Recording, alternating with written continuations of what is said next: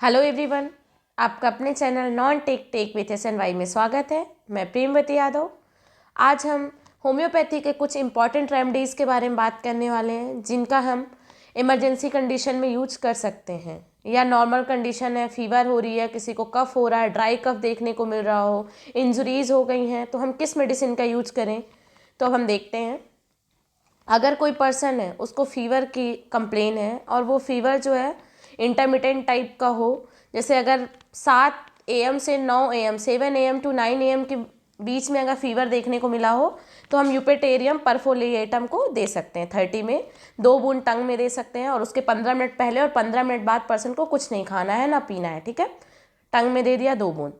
Fever का कोई भी कंडीशन हो और अगर रिपीट हो ना अगर फीवर, तो फिर नेक्स्ट डे 7 AM में देखने को मिले, फिर नेक्स्ट डे 9 AM में, फिर 11 AM में, तब भी हम यूपेटोरियम को दे सकते हैं। और इसके अटैक के पहले हमें क्या देखने को मिल रहा है कि बहुत ज़्यादा नोजिया एंड वोमिटिंग हो रही है पर्सन को, और उसके साथ ना बाइल लाइक वोमिटिंग भी देखने को मिल रही है, और बहुत ज़्यादा थर्स्ट देखने को मिल रहा है पर्सन में, तब भी हम इस मेडिसिन को दे सकते हैं। अब हम एकोनाइट नेप्लस की बात करते हैं।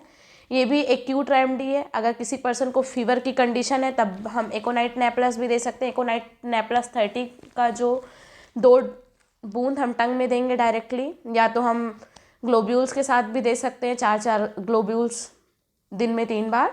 ठीक है, तो हमें एकोनाइट के पेशेंट में अगर फीवर आ रहा है तो उसका कॉज क्या होगा, तो exposure to dry cold air की वजह से, या तो पस्पायरेशन हो, bad effect of checked perspiration. अगर किसी पर्सन को पस्पायरेशन आ रहा, कुछ ऐसी मेडिसिन ली कि पस्पायरेशन स्वेटिंग आनी बंद हो गई हो, उस समय भी हम दे सकते हैं इस मेडिसिन को। और इसका ऑनसेट जो होगा ना फीवर बहुत ज़्यादा सडनली एंड वायलेंटली। एकोनाइट क्योंकि हमारी एक्यूट रेमेडी है तो ऑब्वियसली मेडिसिन है एक्यूट, तो जो भी चीज़ें इसमें ऑनसेट होंगी बहुत ज़्यादा सडन होंगी और बहुत ज़्यादा वायलेंट देखने को मिलेंगी। इसमें जो है ना सडन अटैक देखने को मिलेगा फीवर को, और बहुत ज़्यादा हाई राइज टेम्परेचर देखने को मिलेगा पर्सन में, सीवियर चिल होगा इस बिगनिंग स्टेज में, and violent and more chill. जैसे जैसे बढ़ेगा वैसे वैसे इवनिंग के समय में भी ऐसा देखने को मिलेगा, और पीरियोडिसिटी नहीं देखने को मिलेगी। क्यों? क्योंकि ये एक्यूट रेमेडी है, तो रिपीटेशन देखने को नहीं मिलेगा हमें को एकोनाइट नेप्लस में। अब हम कोल्ड के लिए बात करते हैं कि हम कोल्ड के लिए कौन सी मेडिसिन दे सकते हैं।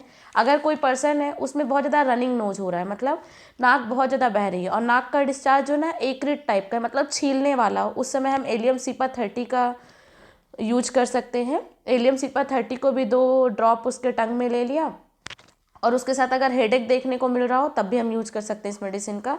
और अब हम ड्राई कफ की बात करते हैं। अगर कोई पर्सन है उसमें ड्राई कफ आ रहा हो तब हम ब्रायोनिया 30 का यूज कर सकते हैं।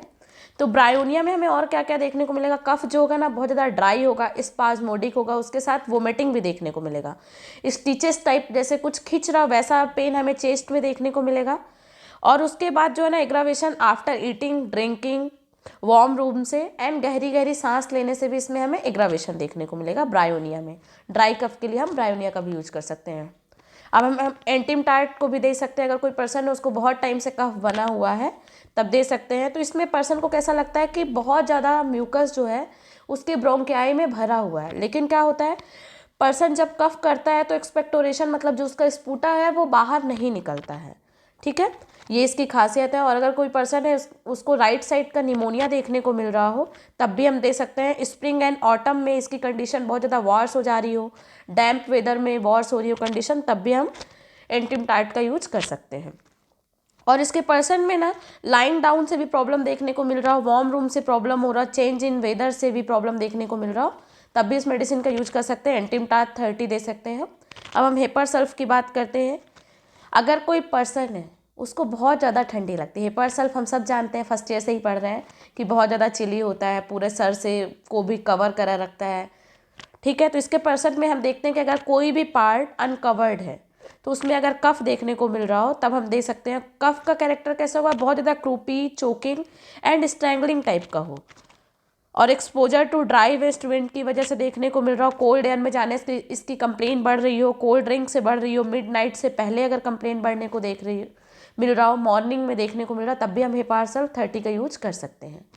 अब हम अगर कोई पर्सन है वो बोलता है कि मुझे बहुत ज़्यादा इनडाइजेशन सा लग रहा है, मेरा खाना नहीं पच रहा, मुझे बहुत ज़्यादा गैस बन रही है, और ये सारे कंप्लेंट्स मैं किसी पार्टी में गया था या कहीं मेरा खाना चेंज हुआ उसकी वजह से देखने को मिल रहा है, खट्टी खट्टी बहुत ज़्यादा ढकार आ रही है, बिटर वोमिटिंग हो रही है, तब हम नक्स वोमिका 30 का यूज कर सकते हैं। इसका भी 2 बूंद टंग में ले लीजिए, आपको रिलीफ जरूर देखने को मिलेगा। ठीक है, अब हम डायरिया की बात करते हैं। अगर कोई पर्सन है उसको डायरिया देखने को मिल रहा हो तब हम विरेट्रम एल्बम 30 का यूज कर सकते हैं। तो अगर डायरिया का कॉज देखें कि विरेट्रम एल्बम ज़्यादा इंडिकेटेड कब होगी, अगर किसी पर्सन को फ्राइट की वजह से, कोई डर की वजह से, कुछ खा लेने की वजह से, कुछ पी लेने की वजह से या फ्रूट्स की वजह से डायरिया देखने को मिल रहा हो, तब हम विरेट्रम दे सकते हैं। उसमें कैसा होगा, कटिंग पेन, बहुत ज़्यादा कटिंग, जैसे कुछ कटिंग टाइप का पेन हमारे एब्डोमेन में देखने को मिलेगा, जैसे चाकू से काटा जा रहा हो वैसा अगर दर्द एब्डोमेन में देखने को मिल रहा है तब भी हम दे सकते हैं।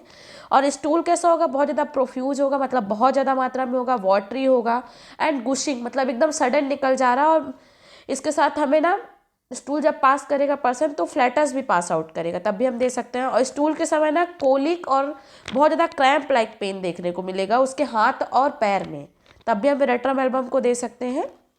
और विरेट्रम एल्बम की एक बहुत खासियत होती है कि फोरहेड में हमें स्वेटिंग देखने को मिलती है, तब भी हम इस मेडिसिन को दे सकते हैं। अगर कोई पर्सन है फोरहेड में स्वेटिंग हो रही है, बहुत ज़्यादा मात्रा में स्टूल पास आउट कर रहा, उसके साथ क्रैम्प्स देखने को मिल रहे हैं हैंड और फीट में, तब हम विरेट्रम के बारे में सोचेंगे। अब हम आर्सेनिक एल्बम 30 कब दे सकते हैं, अगर after eating and after drinking अगर किसी पर्सन को डायरिया देखने को मिल रहा है तब दे सकते हैं। और स्टूल का जो कैरेक्टर होगा ना, बहुत ज़्यादा येलोइश ब्लैक, बहुत ज़्यादा बदबूदार, वाटरी, ब्लडी, बहुत ज़्यादा ऑफेंसिव होगा और ऐसा लगेगा जैसे कोई मर जाता है तो उसके सड़ने के बाद जैसी स्मेल आती है ना, वैसे स्मेल का अगर स्टूल देखने को मिल रहा तब हम देंगे इस मेडिसिन को।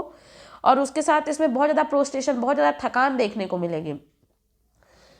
इसका पेशेंट बहुत ज़्यादा रेस्टलेस भी होगा और इसको फियर ऑफ डेथ भी देखने को मिलता है हमें आर्सेनिक एल्बम के पेशेंट में।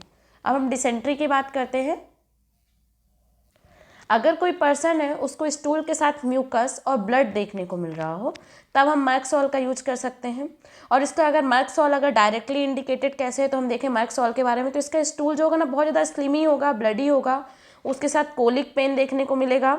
और उसके साथ अगर जितना ज़्यादा ब्लड आ रहा है स्टूल के साथ उतनी ज़्यादा इंडिकेटेड होगी हमारी मैक्सॉल। ठीक है, और इसमें ना नॉकटर्नल सेमिनल डिस्चार्ज देखने को मिलता है रात के समय में, जो कि स्टेन होता है ब्लड के साथ, और ऐसा हमें आफ्टर स्टूल के बाद देखने को मिलता है। और इसमें बहुत ज़्यादा टेनिसमस टाइप का पेन देखने को मिलता है, तब भी हम मैक्सॉल के बारे में सोच सकते हैं। अब हम इपिकॉक का भी यूज कर सकते हैं डिसेंट्री में। तो डिसेंट्री के साथ अगर पर्सन को नॉजिया एंड वोमिटिंग देखने को मिल रहा हो और उसके साथ ग्रीन म्यूकस देखने को मिल रहा हो एंड ब्लड देखने को मिल रहा है, ऐसा हमें ऑटम के समय में ज़्यादा देखने को मिलता हो, कोल्ड नाइट्स जहाँ पे होते हैं और रात जो होती है ठंडी होती है, दिन जो होते हैं गर्म होते हैं, जैसा कि अभी वेदर चल रहा है, अगर उस मौसम में हमें डिसेंट्री देखने को मिल रही हो तब हम इपिकॉक 30 का यूज कर सकते हैं।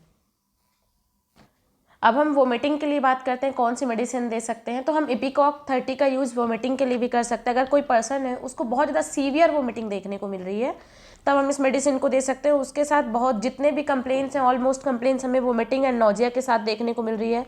बहुत ज़्यादा सलाइवेशन हो रहा है, वाइट ग्रीन जेली लाइक अगर वोमिटिंग हो रही हो, जैसे ग्रीन ग्रास होते हैं, हरे घास होते हैं, वैसा देखने को मिल रहा है। म्यूकस भी बहुत ज़्यादा लार्ज क्वांटिटी में आ रहा है, उसके साथ भी पर्सन को अगर रिलीफ नहीं देखने को मिल रहा तब हम इपिकॉक 30 का यूज कर सकते हैं।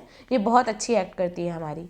अब हम इंजरी के लिए बात करते हैं कि हम अगर किसी पर्सन को इंजरी हुई है तो कौन सी मेडिसिन दे सकते हैं। तो अगर कोई बच्चा है वो गिर गया, मान लीजिए सपोज दैट बेड से ही गिर गया, उसके बाद ब्लूइश पिगमेंटेशन देखने को मिल रहा है, पूरे नीले कलर के निशान बन गए हैं उसके साथ, तब हम उसमें आर्निका मोंटाना 30 दे सकते हैं। और अगर कोई पर्सन गिरा है, सिर्फ स्वेलिंग हुई है, कोई पिगमेंटेशन नहीं हुआ है, तब हम रूटा ग्रेब्यूलेंस 30 दे सकते हैं।